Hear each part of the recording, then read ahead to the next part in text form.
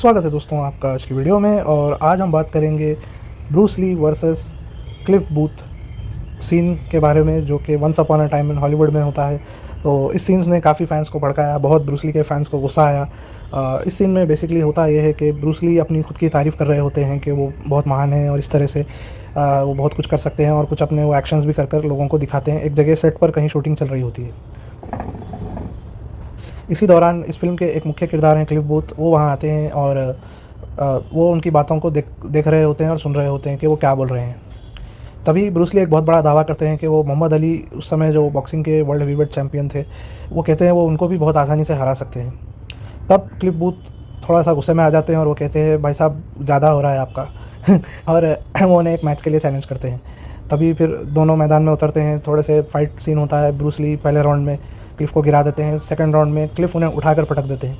बहुत ही शानदार सीन है। और थर्ड राउंड होने वाला होता है कि लोग आकर उन्हें रोक देते हैं। तो अब इसमें फ़नी लगता है, मतलब ब्रूस ली जैसे किरदार को, जैसे महान किरदार को, जो रियल लाइफ में लोग, उनका एक ऑरा है, लोग समझते हैं उनको किसी ने नहीं हराया कभी।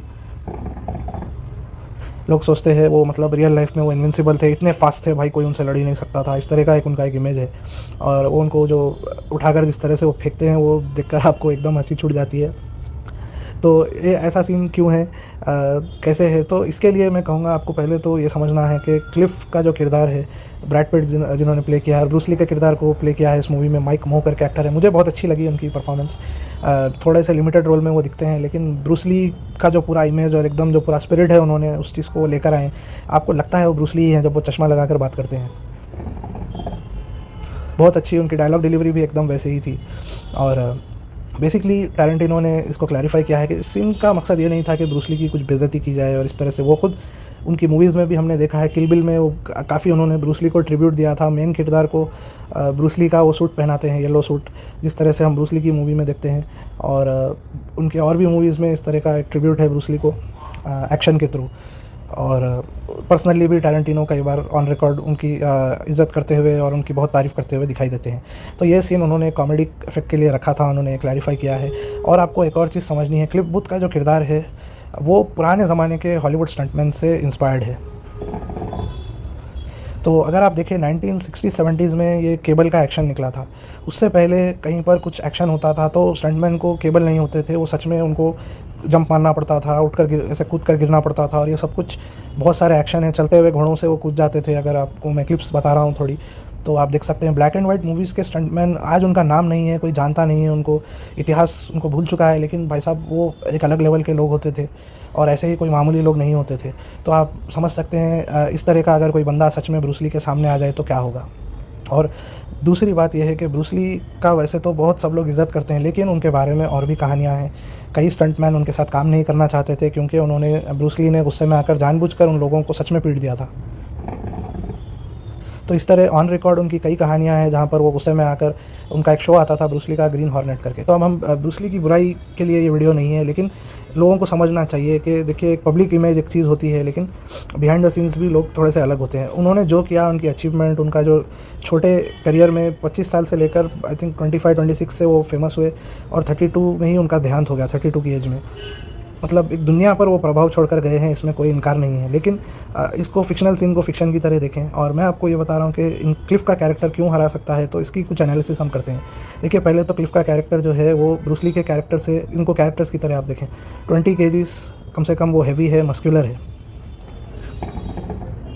और ऑलरेडी मूवी में काफ़ी जगह पर एस्टैब्लिश होता है कि वो ख़तरनाक स्टंट्स वो करते रहते हैं, उनमें एक स्ट्रेंथ है बहुत ज़्यादा क्लिफ बूथ के किरदार में।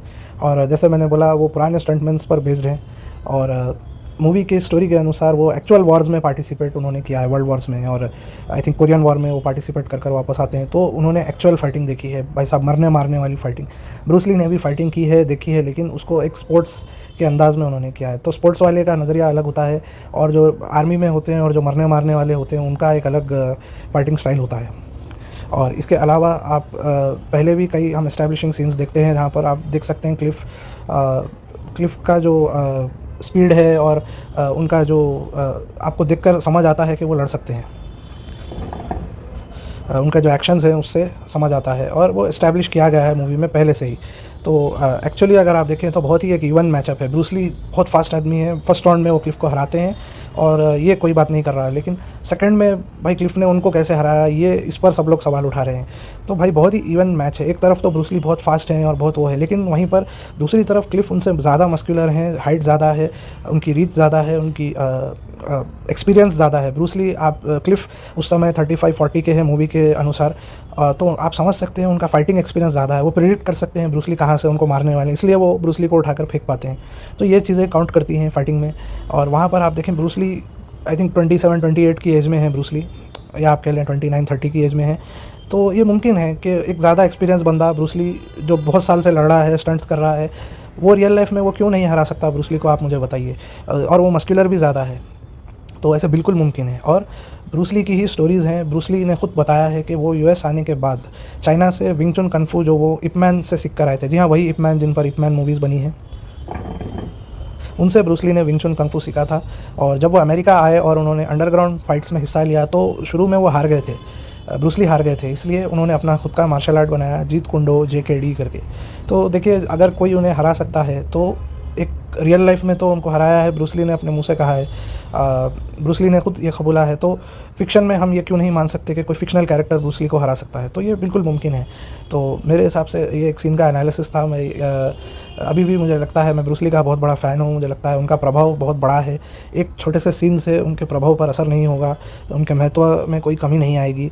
और जो उन्होंने मार्शल आर्ट्स के लिए जो उन्होंने उसका जो प्रचार किया है जिस तरह से, और हांगकॉन्ग सिनेमा और चाइनीज़ सिनेमा को जिन बुलंदियों तक वो लेकर गए हैं, तो उसका कोई क्रेडिट उनसे छीन नहीं सकता है और वो हमेशा के लिए वो आइकॉन रहेंगे।